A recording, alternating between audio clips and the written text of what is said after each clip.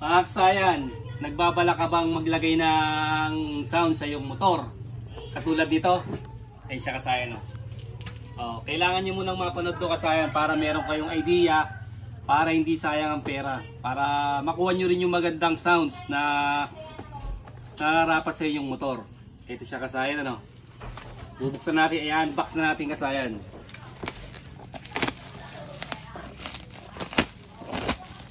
Kasayang kaya nag-order ulit tayo nito kasi yung nag-order tayo ng isa ganito ibang D5 mahina, parang bumubulong. Marinig mo lang siya pag nakahinto yung motor. Pagka umandar na yung motor hindi mo na siya maririnig.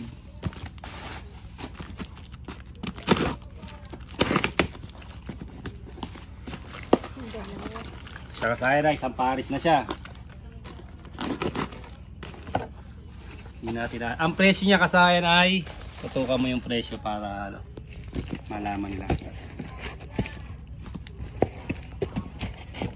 1,026. 1,026. Ito siya kasayan ha. Tingnan nyo. 2006 gamit ko na to. Kaya yung palpak yung nabili ko na isang speaker.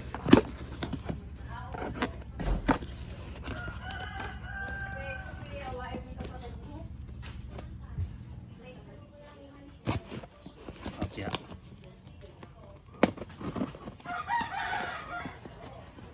Dahan-dahan lang, baka mamaya matusok ang ating speaker. Safe na safe kailangan. Okay, siya kasaya na. Yun, nakababulra pa. Ayos, safe na safe. Ngayon, ito yung nabili natin. Yung una, D5 rin siya. Tingnan nyo kasaya na. May kasama ng tweeter. Ito na tweeter, tapos speaker. Pero D5. Ngayon kasaya, ito yung dati nating gamit. Katulad dito. Ayan. Ang naging problema niya kasaya, ayan, bitak-bitak na siya. Ngayon wala akong makita dito na nagpapalit ng cone. Kaya imbis na papalitan ko lang yung cone, nag-order na uli ako. Tapos ang gamit ko dati, ito matibay din to kasaya na. Ito yung ampli ko. Ang tatak nito audio line 1,500 watts. Ito siya ba. Kung makakakita kayo ng gantong ampli, sulit na sulit to, napakalakas nito. Dumadagundog to kasi ito yung gamit ko. Pagka dumadaan na yung motor ko, ito nga, itong motor na to. Kapag kakamali ng tricycle yung sounds, ito siya. Hindi pa tayo nagwa-wiring yun, pero meron na tayong ampli. Shoutout nga pala kay George ng Bawan, Batangas, dahil siya yung naglagay nito sa sounds ko hanggang ngayon napapakinabahan ko pa. Tapos kasi nag-order ako. Dahil ito, minsan nagkakaroon siya ng grounded. Hinalalakas, tsaka marami na siyang hinang sa loob. Marami ng panghinang, tinan nyo, iba na yung wire niya. Nag-order ako nito, ito siya Tapos, pagka nakahinto yung motor, maririnig yung sounds mo. Pag umaandar na, hindi na maririnig. Pero ito, kahit umaandar yung motor mo, kahit lakasan mo pa yung takbo, maririnig yung sounds mo. Ito siya, yung audio line. Ito naman yung isa. Naririnig lang siya pag nakahinto. Pag tumatakbo na, mahina na. Tapos ito, tinesting ko yung speaker, wala, mahina siya. Mahina yung Tapos, ito ginamit ko. Mas malaki itong D5 na to. D5 to tapos ito D5 rin, Tignan nyo. Pero ito, mas malakas-lakas to kaysa rito. Pero kulang. Ito, dito na tayo nasulit sa ganito. Nasulit na tayo dyan. So, meron pang yung parang sa sapatos. Ngayon, titignan natin siya kung ganun pa rin siya kalaki. Baka mamaya nag-iba na yung gawa. Okay, kasayang parehas na parehas pa rin. Yan siya, Ito ang titignan nyo, Kung halimbawa ang motor nyo, XRM 110, hanggang D5 lang yung pwede yung ilagay. Ayan, 5 inch. 100 watts, tsaka 4 ohms. Tapos kayong kasayan, ito siya, nakakuha ka na nito.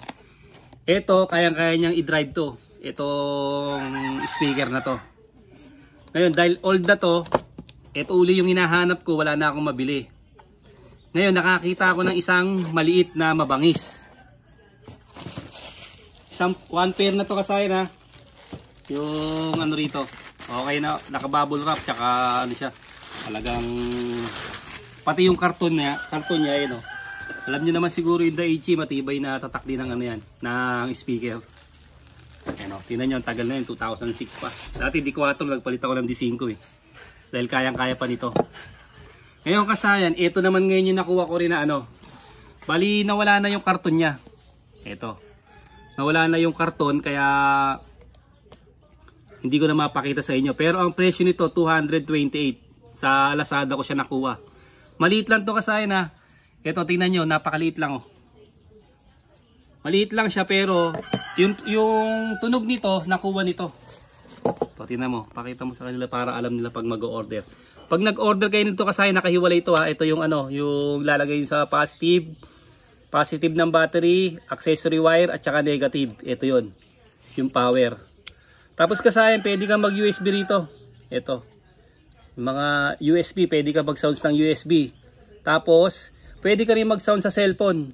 Yung mga cellphone na halimbawa wala siyang Bluetooth ano, suksok mo dito yung jack tapos susuksok mo siya rito. Pero hindi niyo na kailangan yung kasayan kasi meron din siyang Bluetooth. Meron na siyang Bluetooth kasayan kaya pagka Bluetooth niyo yung cellphone niyo, papasok na to rito. Tsaka hindi na siya nagsasalita na ano connected. Iilaw lang siya, tutunog lang siya ng ano, tutunog lang siya ng maliit. Ito ang kagandahan nito.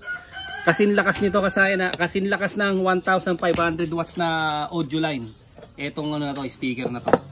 May konti tayo dito ano, yung binlag natin yung medyo matagal na, 6 months ago. Papaanoin lang natin sa inyo ng konti para meron kayong ano, idea. Para may konti kayong ano. Ito siya kasayan ha. Anin natin na para may konti ano.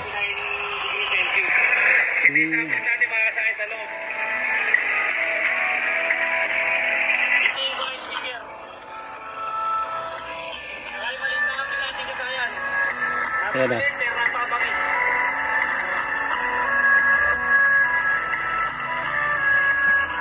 Ito siya kasayan ha. Okay. Ito siya kasayan. Maliit lang siya. Pero ito na yung dinadrive niya dyan kasayan. No?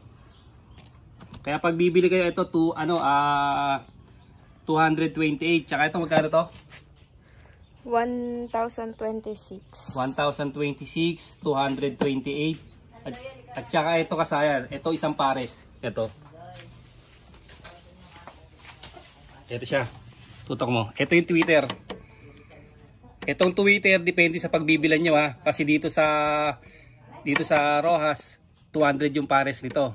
Pero dun sa amin sa Bulacan 90 lang yung isang pares. Depende sa mapagbibilan nyo ha. Ito yung magpapaganda ng tunog dyan. Ito. Dalawa kabilaan ha. Isang pares na yan. Ayan kasayan, ang pagpalagay mo na yung kasayan, nasa ano kayo, nasa malalaking bilihan ng ano ng electronics, nasa 100 lang siya hanggang 150. Dito kasi 200 siya.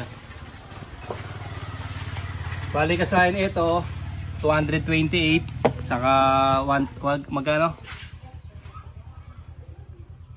228 saka 1026 to ano 1026 saka 200 bali 56 1 to 56 na siya. 1 to 56 kasayan na 1 to 56 tapos pagpalagay nyo na lang yung ano na 200 na rin yung Twitter nyo. Wala pang 1.5. So wala pang 1.5 kasayan tapos magbibili kayo ng wire. Pagpalagay nyo ng bibili kayo ng wire mga 1.5. Uubos kayo ng 1.5 kasayan. Meron na kayong magandang sounds. Ito yun. Ito kasayan pag in-order nyo to bali nakatanggal tong mga ano na to ha, nakahiwalay itong ito, nakahiwalay ito. Tapos ito, yan nakahiwalay siya ha. Wala kasi isang bago, hindi ko makita kung saan ko naitabi. Meron akong isa pang order niyan eh. Kasi yung kapatid ko maglalagay ng sounds kaya nag-order din ako nito para sa motor. Para hindi na tayo yung iba kasi naka-Bluetooth speaker lang sila. Naka-Bluetooth speaker lang kaya inalagay lang nila yung sa labas ng motor tinatali. Ito, mas safe na safe nasa loob. Nasa loob siya kasayan ha. Ito yung orderin nyo, tsaka ito. Tingnan nyo ha. Plus yung tweeter. Pati wire. Mga 1.5 kasayan kung kayo na mag-i-install. Ngayon, paano pag-i-install? Sa susunod ka sa akin, ituturo ko sa inyo yung pag-i-install. Bali, ang unahin nyo muna, mag-order kayo nito. Pag naka-order na kayo, saka kanyo butasan ng ganito. Ito siya kasaya, no? Ito siya kasaya na, ito yung butas niya, no? Ito lang, pwedeng mas malaki kasaya na, pwedeng ano, ito kasi maliit lang para tamang-tama lang siya.